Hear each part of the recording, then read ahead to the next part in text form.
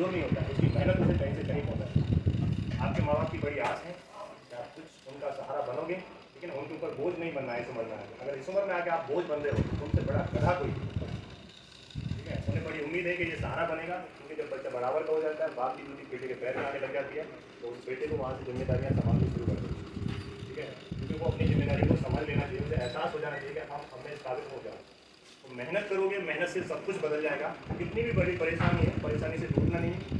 अगर आप पढ़ाई छोड़ देते हो, एक एजुकेशन एक ऐसा माध्यम है आपको कहीं से कहीं पहुंचा देगा। अगर आप परेशानियों पे ध्यान दोगे तो भैया परेशानी तो कम नहीं होने की है, तो पढ़ाई पे ध्यान देना आपने बंद कर दी, परेशानियाँ और ज़्यादा बढ़ती जाएगी। परेशानी को साइड में रख के बढ़ने दो, जितना फैलनी है फैलने दो। बट आपका जो मिशन है, टारगेट है, जिससे परेशानियाँ कंट्रोल में आ जाएंगी, खत्म हो जाएंगी बिल्कुल, वो एक एजुकेशन है। सिलेक्शन लो, मेहनत करो, अच्छे से करिए और हर सब्जेक्ट का ध्यान रखो। आपके पास बहुत सारे सब्जेक्ट हैं, आप स्टार्टिंग से मैं कहूँ एक से करके आप पढ़ते जा रहे हो और मान लो 20-25 सब्जेक्ट आपने करके तो पीछे वाले बोलना शुरू कर दोगे, वो मैनेज आप खुद ही कर दोगे। ठीक है ना, जितना आपके पास नोट्स है, जितना आपने याद कर रखा है, उसे बना के रखो अच्छे से, क्योंकि ज़्यादा पढ़ने से कोई फायदा नहीं है अगर पीछे का बना के नहीं रखते। जितना पढ़ा है उसे बना के रखो। ये मैनेज कैसे करना है वो आपको खुद देखना है। तो आप छोटे बच्चे तो नहीं करें भैया 10 साल का 15 साल का बताना पड़ेगा तो ये घंटे ये कर लो, खुद मैनेज करो और टाइम निकल जाता है। टाइम एक ऐसी चीज़ है, वो किसी का इंतजार नहीं करता है, तुम भले किसी का इंतजार करते हो। ठीक है ना, टाइम इंतजार नहीं करेगा, उसे कोई फर्क नहीं पड़ता, उसे बढ़ना है तो बढ़ना है आगे। तो आप देख लो, आपको भी किसी का इंतजार नहीं करना है। तैयारी को ऐसे लो अपने तरीके से, सब्जेक्ट को ऐसे बांटो, आपको समझदार हो कैसे करना है। सिलेक्शन डेफिनेटली हो जाएगा। वैकेंसी आती रहती है, पेपर होते रहते हैं, वैकेंसी आएगी, पेपर होगा, कहाँ निकलोगे। तो आप उस हिसाब से अपने आप को डिजाइन कर लो कि वैकेंसी तो आएगी, उसे मत देखो कब आएगी कब नहीं आएगी। आप अपनी तैयारी को बना के रखो। कैसे बनानी है, सर की हेल्प लो, किसी की भी हेल्प लो, वो आपको करना है।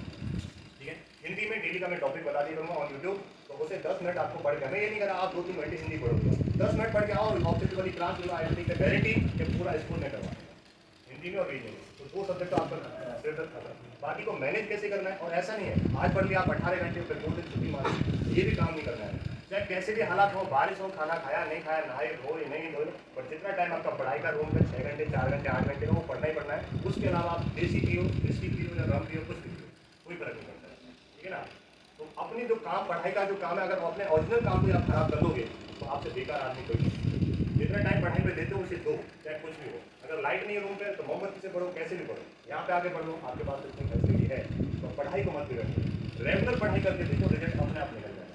फिर आपको ये भी पता चल जाएगा मुझे कौन सा सब्जेक्ट पूछना है, कौन सा नहीं पूछना है। ये फालतू का टाइम जो आप इधर उधर घूमने में निकाल देते हो वो भी नहीं, आप उसमें ये सोचोगे कि इतनी देर में वो वाला सब्जेक्ट रिवाइज कर देता है।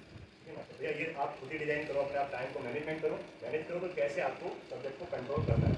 ठीक है, अभी कोचिंग में रहते हुए कोचिंग पूरी हो जाएगी, आप लोग चले जाओगे, इधर उधर बढ़ जाओगे, क्योंकि यहाँ एक दूसरे को देख के जैसा सिनेरियो होता है ना, आदमी ऐसे ढल भी जाता है। तो कोचिंग का फायदा ये है, आप एक दूसरे को देख के थोड़ा मोटिवेट भी होते हो, जो बंदा ऐसी बातें करे कि किससे नहीं हो सकता है, तो इसका कॉम्पिटिशन होता है, ये रहता है वो रहता है, उससे कोई दूरी रखो। क्योंकि लाइफ में हमेशा इसकी ध्यान रखनी है, जो नेगेटिव वाला सिनेरियो होता है उससे दूर रहना चाहिए। तुम्हारा दोस्त है या पड़ोसी अगर कोई ऐसी बेहुदा बातें करता है, उससे दूरी बना लो, उसी में फायदे में रहोगे। क्योंकि मैं अपने पर्सनल एक्सपीरियंस के हिसाब से बोल रहा हूँ, बहुत सारे लोगों ने कहा भैया ये कर सकते हो, तुम नहीं कर सकते हो, लेकिन चैलेंज लेना सीखो, चैलेंज के लिए मेहनत करना सीखो।